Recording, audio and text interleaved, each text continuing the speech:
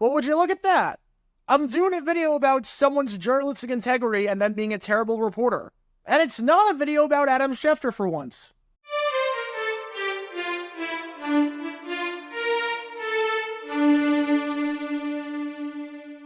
Welcome everybody to JG9 News, where we talk all things NFL all the time. I'm Jared Garrett9, representing the 904 from the 602. And today, we are talking about what happened at the NFL Combine with USC quarterback and the projected first overall pick, barring a meteor strike, Caleb Williams, projected to go number 1 overall, probably to the Chicago Bears, met with reporters yesterday at the NFL Combine, and right off the bat, a reporter by the name of Dustin Ludke, I don't know if I'm saying that right, but a reporter by the name of Dustin had to ask an absolutely insane question that he is getting completely flamed for and roasted for, and rightfully so.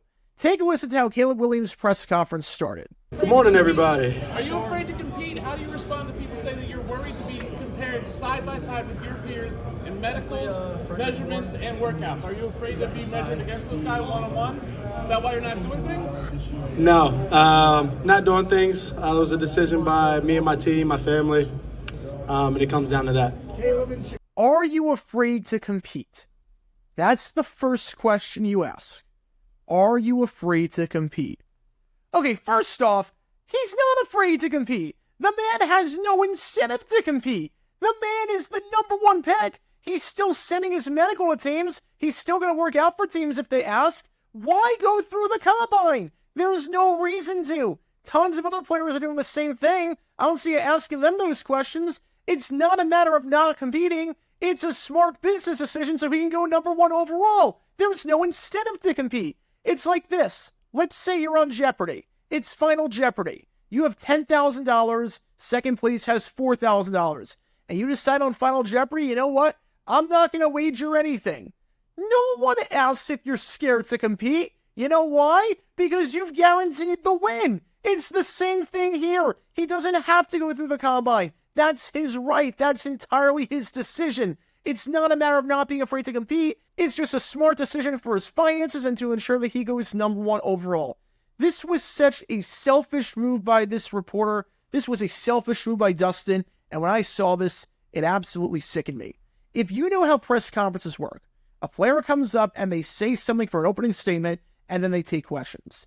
Caleb Williams started off by saying good morning. You usually expect the reporters to say good morning back, and then Caleb will just talk for a bit, and then he'll take questions.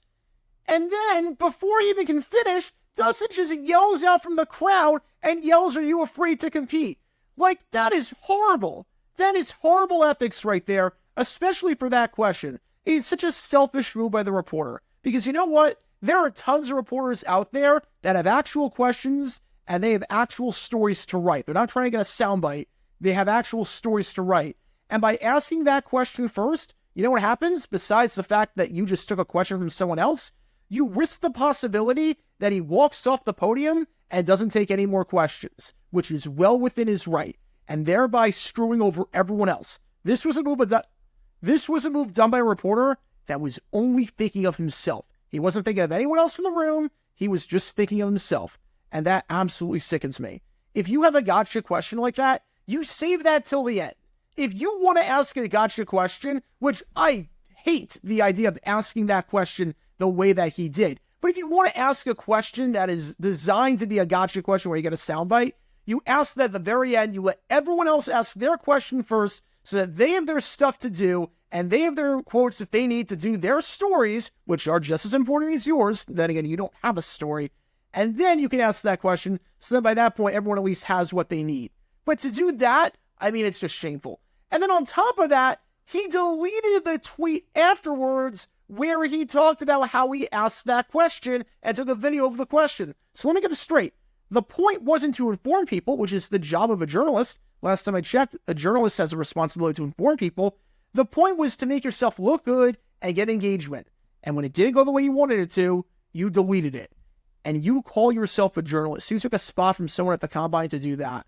I mean, that's just shameful. Why would you delete the tweet? I get deleting tweets for certain things. If you tweet out something and it's inaccurate, yeah, delete the tweet. We've all done that before. I've done it before. It happens. But if you ask a question and someone answers it, you delete it and try to scrub it from existence, That's not how this works. You can't just pick and choose what tweets you want to keep up and what tweets you want to delete based on the response that you get. That's not how this works. And then you try to defend yourself by saying that, you know what? That wasn't the actual question. That wasn't the full question. That was taken out of context. Even though, A, we have the video, we know that was the question, and B, are you afraid to compete? That is literally a question. Are you afraid to compete? How do you respond? That's 2 questions. The first question was, are you afraid to compete? That's a yes or no question. Question, are you afraid to compete? Answer, yes or no. How do you respond? That's not a yes or no question. That requires an entirely different answer. That's 2 questions. And you literally ended that tweet with a question mark. So you know what? That's a question. If something ends in a question mark, that's a question. I learned that in kindergarten, but apparently you, a credentialed reporter at the NFL Combine who wants nothing more than to just get a soundbite and risk the possibility of screwing everyone else over in the process that actually is there that wants to do actual work, you don't know that. Or you choose not to know. Either way, it's horrible. And then you also defended yourself by saying that, you know what? A provocative question like that was the only way to be heard. But guess what? There were tons more questions asked after that. It's not like Caleb Williams said, all right, I have time for one question and one question only, and whoever yells the loudest, I'm going to take their question. No, you're at the podium for like 15 minutes. He's going to answer a ton of questions. You didn't have to do that. You didn't have to do that. And Caleb Williams answered a lot more questions after that. For the record, in case you couldn't tell, I think Caleb Williams handled that situation absolutely beautifully. I have no problem whatsoever with how Caleb Williams handled the situation for a terrible question asked by Dustin that was just meant to screw everyone over.